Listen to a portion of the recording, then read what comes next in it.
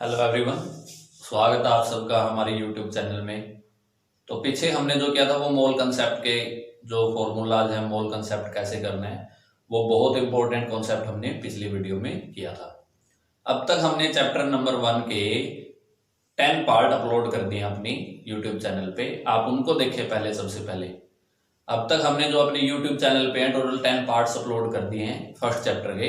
पहले उन 10 पार्ट्स को अच्छे से देखें, फिर आपको ये पार्ट समझ में आएगा। उसके अलोंग विद कुछ हेल्पिंग टूल्स की वीडियो हैं, जैसे उसमें आपने यूनिट कन्वर्जन की एक हेल्पिंग टूल वीडियो है और एक एंटी लॉगरिथम की वो है। तो आप पहले उन वीडियोज को भी देखें।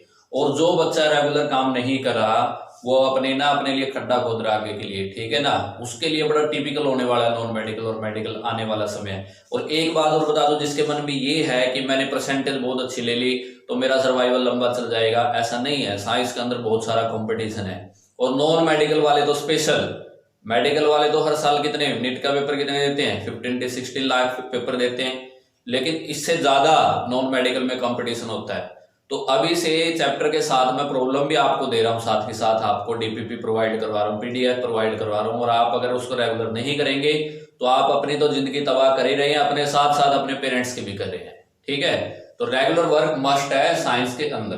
तो अब आगे चलते हैं, मोल कंसेप्ट के न्यूमेरिकल्स कैसे करने हैं। देखिए, न्यूमेरिकल्स की एक वीडियो में अपलोड कर चुका, उसमें सिग्निफिकेंट फिगर और आपको वो लॉ ऑफ केमिकल कॉम्बिनेशन के सारे न्यूमेरिकल कैसे करने वो उसमें मैं समझा चुका आपको। आज न्यूमेरिकल जो करवाऊंगा वो मोल कंसेप्ट से रिलेटेड करवाऊंगा।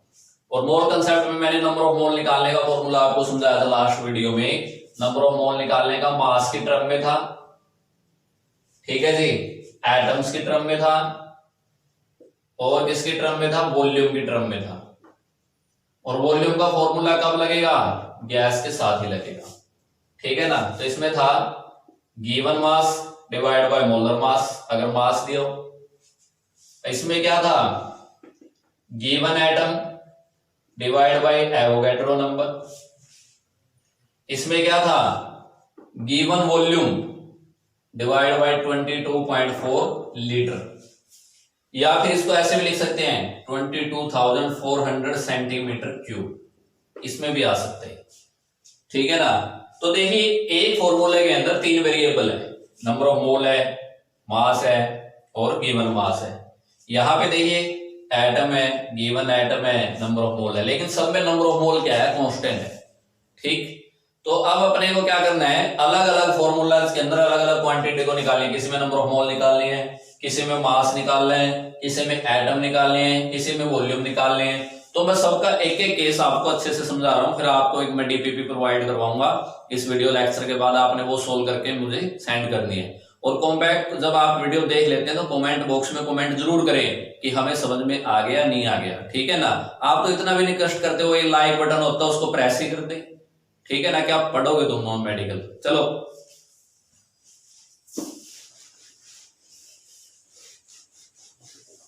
तो न्यूमेरिकल में सबसे पहले देखिए, जो मैं न्यूमेरिकल करवा रहा हूं ध्यान से समझिएगा। फर्स्ट टाइप 1 करवा रहा हूं मैं, ठीक है। टाइप 1 में देखिए जो न्यूमेरिकल है उसमें क्या है कि आपने 10 मोल C12H22O11 जिसका नाम क्या है शुगर, 10 मोल ऑफ शुगर में आपने क्या क्या बताने हैं। First, number of molecules of sugar आपने बताने हैं। सबसे पहला काम आपका ये है, उसने क्वेश्चन दे दिया कि 10 mole of sugar are given, calculate number of molecule of sugar. दूसरा दे दिया नंबर ऑफ कार्बन एटम्स। तीसरा दे दिया नंबर ऑफ हाइड्रोजन एटम्स। चौथा दे दिया नंबर ऑफ ऑक्सीजन एटम्स। और पांचवा दे दिया टोटल नंबर ऑफ एटम्स।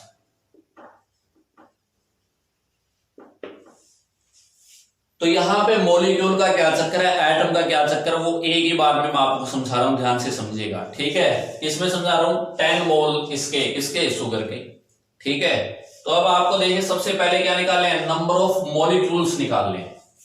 ठीक है, तो इसके अंदर क्या निकाल लें, नंबर ऑफ मॉलिक्यूल। ये शुगर का क्या है, मॉलिक्यूल है, तो ये 10 मोल में निकाल ले हैं। ठीक है ना।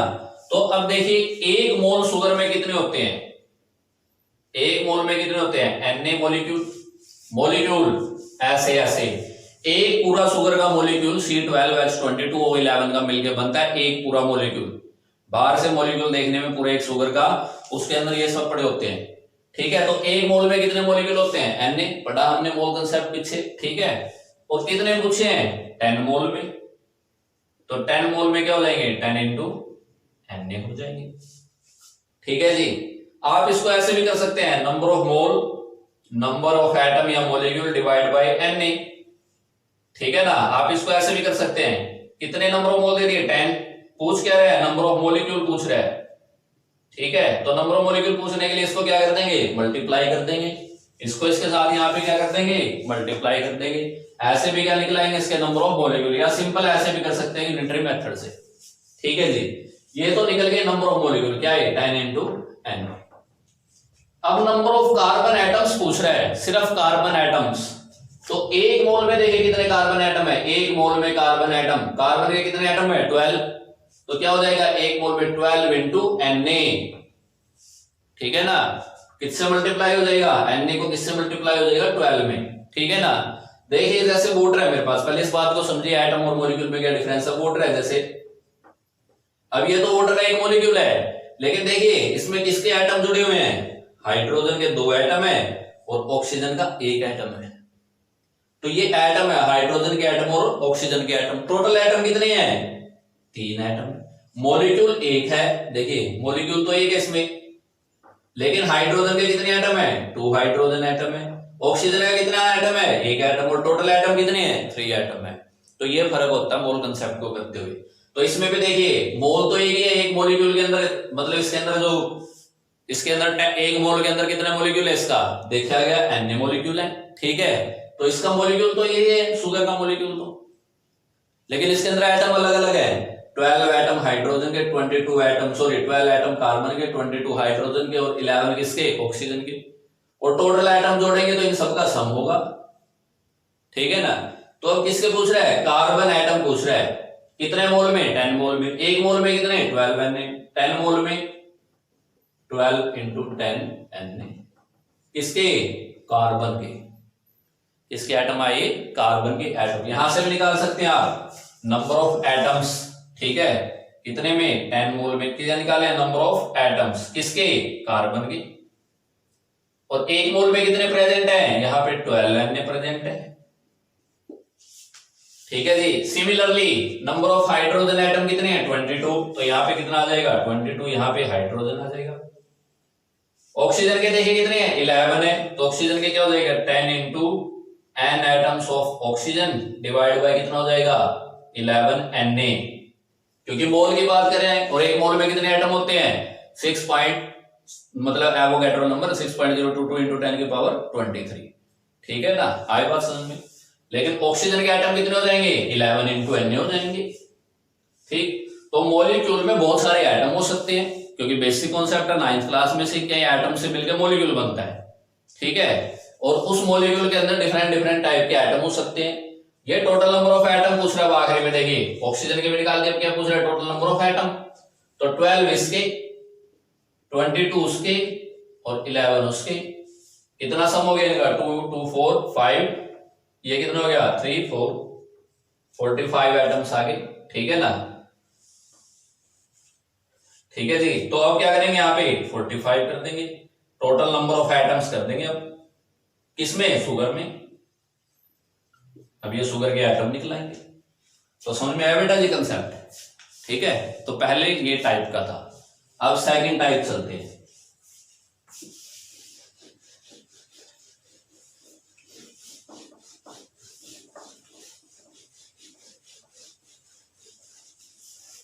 देखिएगा दोस्तों, जो सेकंड टाइप का कॉन्सेप्ट है वो कैसा है, सेकंड टाइप का, टाइप सेकंड। ठीक, टाइप सेकंड में क्या है, calculate the number of moles and atoms and molecules in 66 gram of CO2। ठीक है जी, क्या कह रहा है, calculate the number of mole भी निकालने हैं एंड एटम भी निकालने हैं और मोलिक्यूल भी निकालने हैं, किसमें, 66 ग्राम ऑफ कार्बन डाइऑक्साइड में।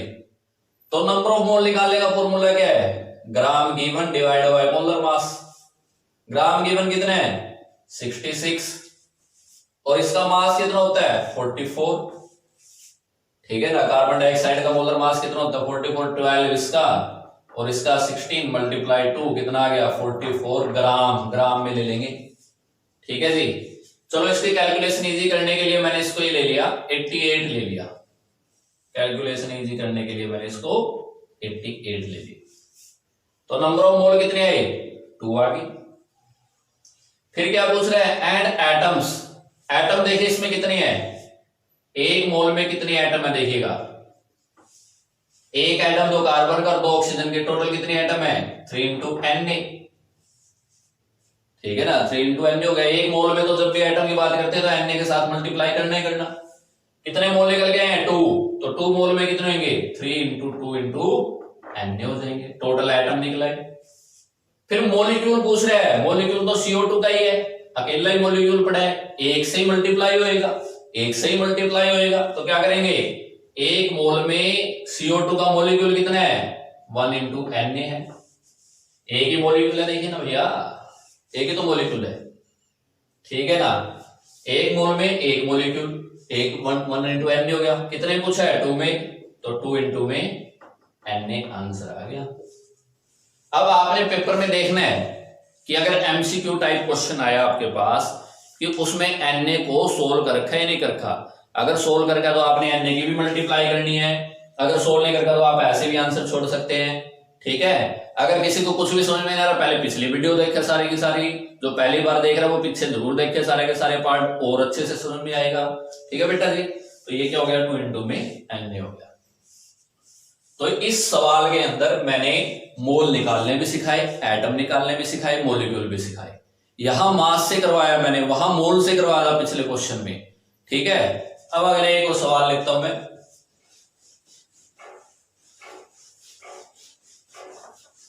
अगला सवाल और देखे क्या है, वो भी इंपॉर्टेंट सवाल है, उसमें देखे क्या करेंगे हम, टाइप 3 की बात करते हैं। टाइप 3 में देखिए क्या होगा, टाइप 3 के अंदर, टाइप 3 में सबसे पहले अपने को ये देखना है कि दिया क्या गया है। इसमें ये कहा गया होगा कि calculate the number of atoms in 1000 ml of water, 1000 ml of water. अब यहां पे एक आ गया, calculate the number of atoms in 1000 ml of water. अब यहां तो वॉल्यूम आ गया, और वॉल्यूम का रिलेशन तो हमने सिर्फ किसके लिए पढ़ा है, गैस के लिए पढ़ा है। तो इसको कैसे करें, इसके लिए देखिए अपने को मास चाहिएगा। क्या चाहिएगा, मास चाहिएगा। ठीक है, और वाटर की डेंसिटी क्या होती है, वाटर की डेंसिटी हमेशा याद रखिएगा 1 ग्राम पर सेंटीमीटर क्यूब या 1 ग्राम पर ml होती है। ये स्टैंडर्ड है, वाटर की डेंसिटी 1 ग्राम पर ml, दिस स्टैंडर्ड, ये स्टैंडर्ड है, इसको याद रखिएगा कि वाटर की डेंसिटी क्या होती है, 1 ग्राम पर ml होती है। तो यहां पे 100 ml में कितने ग्राम हो जाएंगे, फिर 1000 ग्राम हो जाएंगे, क्योंकि 1 ml में 1 ग्राम, 100,000 में 100 ml में 100 ग्राम, सॉरी 1000 ml में 1000 ग्राम। ठीक है, तो नंबर ऑफ मोल निकाल लीजिए, सिंपल है, gram given divide by molar mass. Gram given कितना हो गया, 1000, और मोलर मास ऑफ वाटर क्या होता है, बच्चे को पता है। ठीक है ना, बच्चे की जुबान पे है वाटर का मोलर मास 18 ग्राम। तो यहां से नंबर ऑफ मोल आ जाएंगे, सोल्व करेंगे तो मेरे ख्याल से यही आएगा। तो नंबर ऑफ मोल आ गए। हम कह रहे calculate the number of atom in 1000 ml। 1000 ml का मतलब क्या था, 1 इतने ग्राम, और इतने ग्राम में कितने मोल आए, इतने मोल आए। तो एक मोल में कितने एटम होते हैं, Na। ठीक है ना, वाटर के पूछ रहे ना, ठीक है, वाटर के क्या होंगे 3 इंटू में एन हो जाएंगे। टोटल एटम पूछ रहे तो 3 इंटू में एन, क्योंकि वाटर में क्या है H2, तो 2 इसका 1 इसका, 3 इंटू में एन हो गए। अब एक मोल में तो इतने एटम हो गए वाटर के, कितने पूछा है 55.55, तो 3 इंटू में 55.55 इंटू में एन एटम आ जाएंगे। अगर मॉलिक्यूल पूछा होता तो 3 से मल्टीप्लाई नहीं होता, क्योंकि एक ही मॉलिक्यूल होता है, ठीक है ना। अगर हाइड्रोजन के एटम पूछे होते 2 इंटू में एन हो जाते। अगर इसका ए पूछा जाता ऑक्सीजन का तो 1 हो जाता, ठीक है। तो वही बात होगी ना, 3 एन में किसके एटम, 2 एन तो हाइड्रोजन के और 1 एन किसका ऑक्सीजन का, और टोटल मिलके 3 बने कि नहीं बने, और इन 3 ने मिलके क्या बनाया, एक मॉलिक्यूल बनाया वाटर का, जिसमें क्या होते हैं एन मॉलिक्यूल्स होते हैं, ठीक है ना। एक मॉलिक्यूल में बहुत सारे एटम हो सकते हैं, वही बात ये सब बातें प्रूव करेंगे। तो ऐसा सवाल भी आ सकता है, लेकिन यहाँ पे गैस वाला फॉर्मूला नहीं लगाना, अपनी कलाकारी नहीं कर देनी, ठीक है। गैस वाला फॉर्मूला सिर्फ गैस में ही लगेगा। कभी वॉल्यूम देखा, वॉल्यूम वॉल्यूम और 22.4 लिख के चले आए, ऐसा नहीं करना।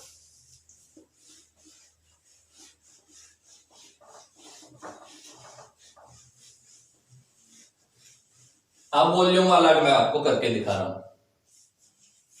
टाइप कौन सी है, 4th, ठीक है। तो इस पे सवाल ऐसे आ सकता है, calculate the mass of 11.2 litre of CO2, ठीक है। मास निकालना है कितने का, 11.2 लीटर ऑफ CO2 का। अब अपने को पता 1 मोल ऑफ CO2 किसके इक्वल होता है, एन मॉलिक्यूल ऑफ CO2 के, या फिर 22.4 litre volume of CO2 at STP, किस पे, STP पे, ठीक है। आई बात समझ में। 1 मोल किसके बराबर, an molecule of CO2, an molecule of CO2, या फिर कितने 3 इंटू में एन एटम्स ऑफ CO2, या फिर 1 एन ऑफ C, या फिर 2 एन ऑफ O, ठीक है बेटा जी। तो 22.4 लीटर में मास पूछ रहा है, मास कितना होता है 1 मोल का मोलर मास, और मोलर मास CO2 का कितना आएगा 44 ग्राम, पीछे निकाला था कितना आ गया 44 ग्राम। तो 22.4 लीटर का मास कितना 44 ग्राम, 22.4 लीटर का मास कितना है, कितना 44 ग्राम। ए का कितना आएगा 22.4, और कितने का पूछा है 11.2 लीटर का, 11.2 लीटर का कितना आएगा 44 डिवाइड बाई 22.4 मल्टीप्लाई 11.2, और इससे कट के क्या आया 2, और ये कितने पे चला गया, ये क्या है 22 ग्राम, ठीक है। तो ये कंसेप्ट से ऐसे होगा, जो कंसेप्ट हमने सीखा स्टार्टिंग में, नहीं तो आप सीधा फॉर्मूला भी लगा सकते थे, ऐसे भी कर सकते थे, an volume given divide by 22.4, an volume given कितना 11.2, 22.4 कितना आया 1/2 आया। नंबर ऑफ मोल कितने हो गए, आधे हो गए। और एक मोल का मास कितना होता है CO2 का 44, और आधे का कितना होगा 22 होगा। आप ऐसे भी इसको कर सकते थे, ठीक है बेटा जी, समझ में आई बात, ठीक है ना। तो ये था सिंपल मोल कंसेप्ट, जिसके सवाल आपको आने ही चाहिए। अब कुछ और अच्छे बेहतरीन सवाल मैं आपके लिए करवा रहा हूं, देखिएगा ध्यान से।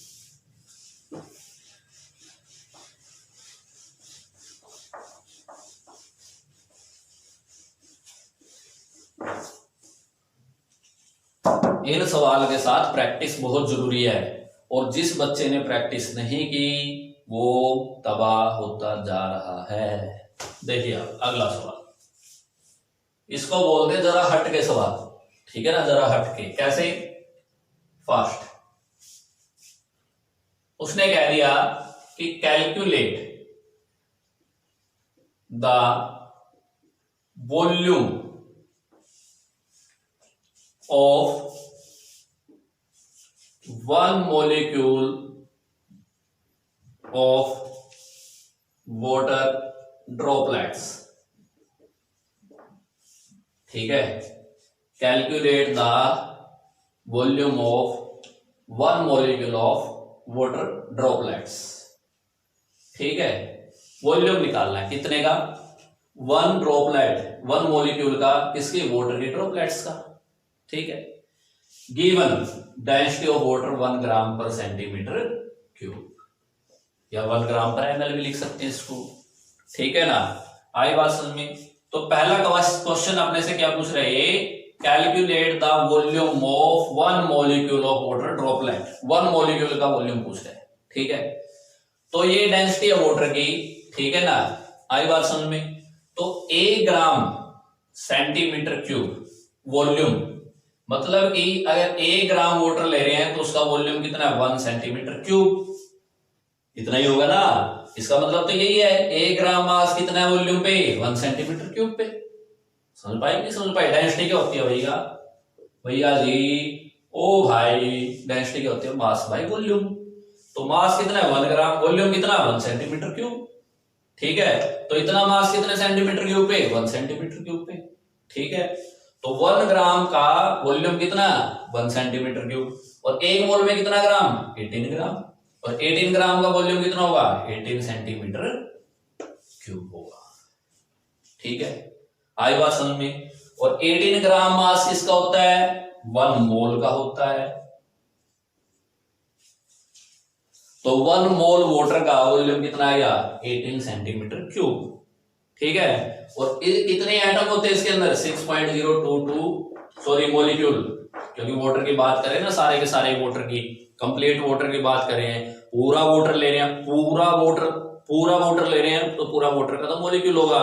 तो 6.02 इंटू 10 की पावर 23 क्या होगा इसमें, मॉलिक्यूल।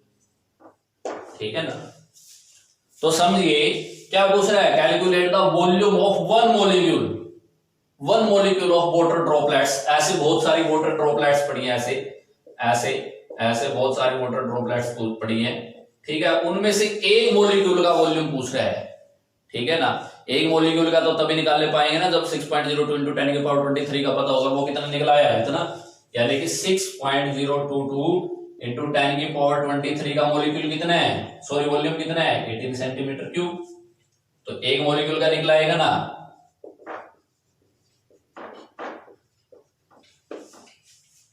ठीक है, आई बात समझ में यहां तक। अब देखिए इसमें लगा मोल कंसेप्ट है, लेकिन ज्यादा आपका प्रेजेंस ऑफ माइंड लगा है। अगर आपके अंदर काबिलियत है, अगर आप वाकई में साइंस के स्टूडेंट हैं, तो आप कोई भी प्रॉब्लम आ जाए, अगर आपको मोल कंसेप्ट समझ में आ गया तो आप उसको कर देंगे। एनालिटिकल एबिलिटी होनी चाहिए इसके लिए। तो ये क्या निकलाया, एक मॉलिक्यूल का वॉल्यूम निकलाया इतना। ठीक है, आई बात समझ में। अब इसमें थोड़ा सा और एडिशन कर दे, इसी स्टेटमेंट में थोड़ा सा और एडिशन कर दे। ठीक है, क्या कह दे, assuming water droplets spherical, calculate the diameter of 1 drop of water molecule। क्या एज्यूम करना है, वाटर ड्रॉप को स्फेरिकल करना है, स्फेरिकल करना है। ठीक है, स्फेरिकल एज्यूम करना, उसको कर लिया एक ड्रॉप को। अब उस एक ड्रॉप को स्फेरिकल एज्यूम करके उसका क्या निकालना है, अपने को डायामीटर निकालना है। अब वॉल्यूम तो निकल आया, डायमीटर सबको पता है, स्फेरिकल बात कह दी। अब मैथ लगेगा, क्या लगेगा, जर्नल मैथमेटिक्स। वॉल्यूम किसके equal, 4/3 pi r cube. R पता चल जाए तो डायमीटर भी पता चल जाएगा, सबको पता वॉल्यूम कितना आया, ये आया 18/6.022 इंटू 10 की पावर 23, 4/3 पाई की वैल्यू 22.7। ठीक है, 3.14 भी कहते हैं इसको, और आर क्यूब। ठीक है, तो देखिए जब इसको सोल्व करेंगे, जैसे सारा का सारा इसको सोल्व करेंगे तो आर क्यूब समथिंग के बराबर आएगा, मान लिया 1.73 इंटू 10 की पावर -9 आ गया। ठीक है, तो अब आर क्यूब को हटाएंगे तो इसका भी क्यूब रूट लेना पड़ेगा, और यहाँ पे भी क्या करना पड़ेगा, 1 की पावर क्या लेके जानी पड़ेगी, 3। तो ये तो कैंसिल हो गया इससे। अब अब log लगाना पड़ेगा, logarithm की हेल्प पड़ेगी। और log मैंने पिछली वीडियो में बड़े अच्छे से आपको समझा रखा है।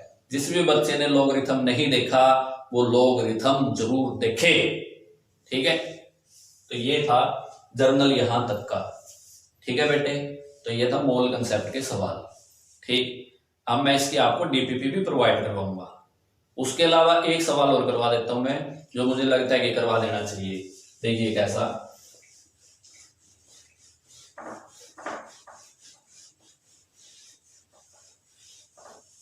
और मैं गारंटी देता हूं मोल कंसेप्ट मैंने करवा दिया, चाहे कैसा भी सवाल हो मोल कंसेप्ट का, किसी भी टाइप का सवाल हो वो आपको आ जाएगा 100%, ठीक है। एक्सेप्ट उसमें गैस इक्वेशन ना लगी हो, एक्सेप्ट उसके अंदर आपका मैथमेटिकल जो कॉन्सेप्ट दूसरे होते हैं, दूसरे टाइप के मैथमेटिकल कॉन्सेप्ट लगे होते हैं जिनमें अभी तक आपको महारत हासिल नहीं है, वो ना लगे हो, ठीक है ना।